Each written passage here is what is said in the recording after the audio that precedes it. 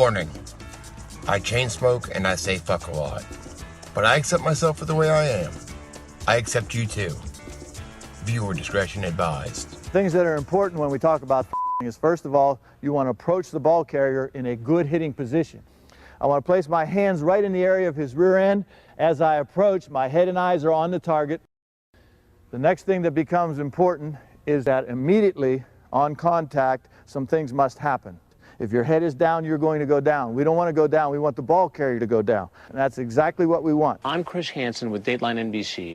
C60 in oil is a powerful antioxidant that moves through the body like a magnet to attract and neutralize free radicals. Gotta get rid of those radicals. C60 can slow down aging and reduce cell damage. It can also improve the immune system and reduce inflammation naturally. Not bad. If you're interested, check out my link in the description. Nutty. This is pretty old, but I just ran across it and thought I would share it because Don Lemon gets on my fucking nerves. June 25, 2012. Don Lemon. I did kind of feel a bit sorry for Jerry Sandusky. CNN's Don Lemon expressed some sympathy for convicted child molester Jerry Sandusky on Sunday. Sandusky, a former coach at Penn State, was found guilty Friday of molesting several young boys.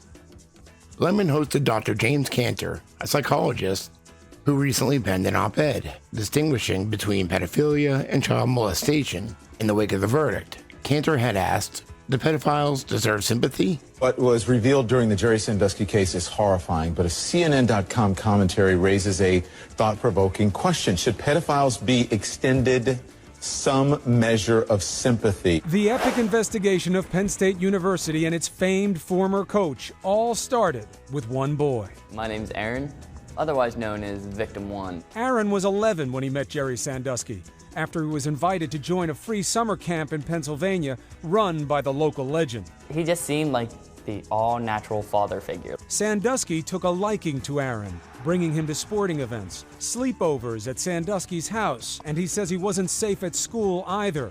Sandusky, who volunteered as a football coach there, began regularly pulling him out of class to see him. I want to ask you something, and I know people are going to probably send me a lot of hate mail for this. I've never been one to take glee in anyone's demise, and when I saw Jerry Sandusky walk out in handcuffs, I did kind of feel a bit sorry for him, even though I know the jury found him to do some horrific things. I was like, oh, you know, his life is over. All of these young boys, it was terrible for them as well. There are no winners. What a shame. It's so sad. The 68-year-old man that spent decades raping little boys, his life's over. Yeah, it was kind of bad for the boys, too. In an interview videotaped by the New York Times, Jerry Sandusky not only repeats his denials of wrongdoing, he tells the paper youngsters in his Second Mile program, quote, might say I was a father figure who stands accused of 40 counts of raping and molesting young boys.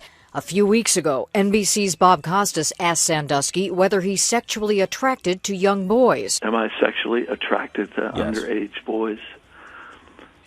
Sexually attracted? You know, no, I enjoy young people. If I say, no, I'm not attracted to boys, that's not the truth, because I'm attracted to young people, boys, girls. Yeah, but not sexually. You're attracted because you enjoy spending time. Right, I enjoy, that's what I was trying to say. I enjoy spending time with young people. I enjoy spending time with people. I mean, my two favorite groups are the elderly and the young. You can't make this shit up. In your piece, you say someone has no choice to be a pedophile, but someone can choose to not be a child molester. So explain that to us. Well, we have to understand very specifically that pedophilia is separate from child molestation. Pedophilia refers to the actual, genuine, underlying sexual interest. For some reason, and we haven't worked out the details yet, there are some people born with a genuine sexual interest in children. They didn't ask for that. Nobody asks to be a pedophile. That just seems to be the case for these people. But that's very different from child molestation, which is a choice. They can't control what they're attracted to, but they can control what they do with those attractions. So someone was born that way and they can't help themselves, but that's not to make an excuse for their behavior. Exactly. I mean, they're not responsible for what they're attracted to. They appear to be born with it. We know through a series of brain studies, both from my research group and from other teams, that they're born with slightly different brain anatomy. And the differences that they show are not the kinds of differences that emerge over a lifetime.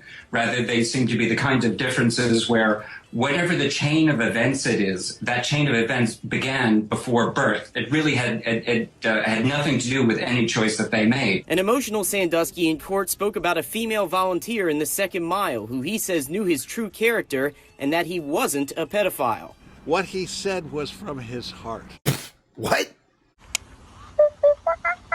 Fucking stoned. I got a motherfucking spaceship. Oh, fuck.